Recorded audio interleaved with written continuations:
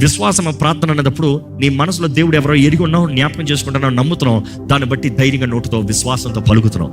నువ్వు ప్రార్థన చేయ కార్యం జరుగుతుంది. And speak hope. నీకు నువ్వు నాశనం చెప్పుకుంటాం కాదు. కొంతమంది చూడండి, ఇంకంతే అంతే ఒక ఏమవుతుంది, I will stand, I will fight, నా దేవుడు నాకు సహాయం చేస్తాడు, నా దేవుడు నాకు తలుపు తెరుస్తాడు, నా దేవుడు నాకు విడుదల ఇస్తాడు. అయినా ఇక్కడ ఒక మాట అడిగి ఒక్క ప్రశ్న అడిగి ప్రార్థనకి వెళ్ళిపోదాం. ఒక ప్రశ్న ఏంటంటే, నాకు గతంలో దేవుడు ఇంకా అవ్వదన్న పరిస్థితుల్లో, ఇంకా కుదరదన్న స్థితిగతుల్లో, ఇంకా చేతకదన్న జీవితంలో దేవుడు నాకు సహాయం ఇచ్చాడు, నాకు జీవితంలో ఎప్పుడన్నా ఒక్కసారైనా జయం ఇచ్చాడు అన్నవారు ఉంటే చేతులే తల్లిలు చెప్తారా? అప్పుడు చేసిన దేవుడు ఇప్పుడు చేయలేడా? అప్పుడు చేసిన దేవుడు ఇప్పుడు దానికన్నా ఇంకా గొప్ప కార్యం చేయలేడా? నీ దేవుడు నమ్మదగిన దేవుడు. ఆయన ఎంతైనా నమ్మదగిన వాడు. జ్ఞాపకం చేసుకో, ఆయన చేసిన కార్యాలను జ్ఞాపకం చేసుకో. అందుకని వాక్యం తెలియజేస్తుంది, నా ప్రాణమా యెహోవాను సన్నుతించు, ఆయన చేసిన మేలుని ఉపకరణని ఏదియో మర్చిపోతాం. మతిమరుపు రాసి పెట్టుకో కనీసం. అందుకని అంటాం, అప్పుడప్పుడు స్తుతి కోటాలు పెట్టుకుని దేవుడు చేసిన కార్యాలను జ్ఞాపకం చేసుకో. 10 సంవత్సరాలు అయినా కూడా పర్వాలేదు, మళ్ళీ జ్ఞాపకం చేసుకో. ఇదిగో ఆ రోజు అక్కడ చచ్చి ఉంటా, నేను ఈ రోజు ఇక్కడ ఉండవని కాదు, కానీ 10 సంవత్సరాలు అయింది, ఈరోజు జ్ఞాపకం చేసుకుంటున్నాను. మరలా దేవుడు మమ్మల్ని రక్షించాడు, దేవుడు మమ్మల్ని కాపాడాడు, దేవుడు మాకు జయమిచ్చాడు, దేవుడు మమ్మల్ని లేవనెత్తాడు, దేవుడు మమ్మల్ని స్తుతించు. You see, you have million reasons to give thanks to God. You have a million reasons to praise God. If you remember it all, దేవుడు ఏదో అయిపోవడం ఏమవుతుంది తెలుసా? నీలో నిరీక్షణ అధికం అవుతుంది. ఆ రోజు చేసిన వాడు ఈ రోజు చేస్తాడు. ఆ రోజు సాధ్యం అంటే ఈ రోజు సాధ్యం. ఇంత దాటుకునొచ్చా? నేను ఎప్పుడు ఒకటే అంటాను, ఎంత దాటుకునొచ్చామో ఇదంతా ఒక లెక్క దేవుడు చూస్తాడుగా. పదా, ఎన్ని తుఫాలను ఎదుర్కొన్నా, ఎన్ని శోధనలు ఎదుర్కొన్నా, ఎన్ని పోరాటాలు, ఇదంతా ఒక లెక్క. ఎబెనేజర్ అన్న రాయికి అర్థం ఏంటి? ఇంతవరకు మా తోడుండి నడిపించిన వాడు, ఇంతవరకు మా తోడున్నవాడు, ఇంతవరకు తోడున్నవాడు. నువ్వు సరికొంటే ఇంకా ముందు తోడుండడా? ఆయన నమ్మిన వారిని ఆయన విడిచిపెట్టే దేవుడు కాదండి. నమ్మేవారు బిగ్గురగా చెప్తామా? ఇక్కడ దయచేసి ఒకసారి లేచి నిలబడదాం. మీరు లేచి నిలబడేటప్పుడు ఒక మాట చెప్తున్నా. ఇర్మియా 29:11 మాట తెలుసా? I know the plans that I have for you, I have plans to prosper you, give you hope.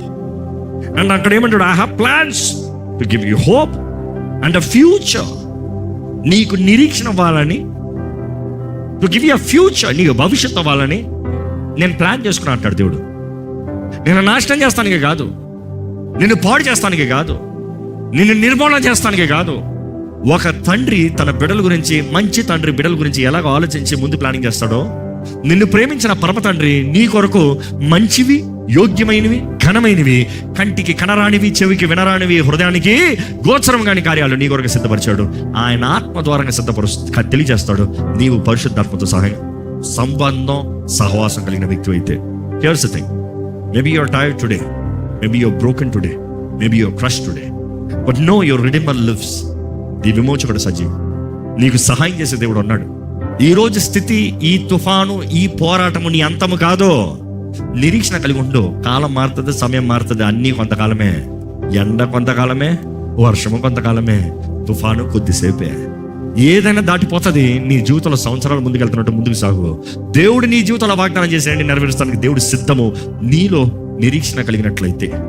నీలో నిరీక్షణ లేకపోతే దేవుడు ఏం చేయడండి? బికాజ్ ఐ వుడ్ సే, ఒక వ్యక్తి, లెట్ మీ పుట్ దిస్ ప్రాక్టికల్గా, ఒక ఘనమైన వ్యక్తి వచ్చినప్పుడు ఒక అడుక్కునోడు లెట్స్ సే, ఈ వ్యక్తి నాకు సహాయం చేయగలడు అని నమ్మాడు అనుకో, ఏం చేస్తాడు చెప్పు? సిగ్గుదులు పెడతాడు. ఏం చేస్తాడు? వెళ్తాడు, చేయి చాపుతాడు.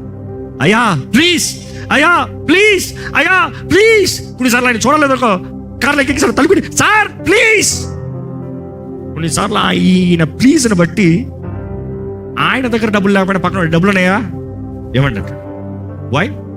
Because here is someone who believed, he hoped that he would receive. అదే బైబిల్లో చూస్తాం. గుడ్డి భర్తమై నజరేయుడైన యేసు గురించి అన్నాడు, దావీదు కుమారుడా నన్ను కరుణించు కేకలేస్తూనే ఉన్నాడు.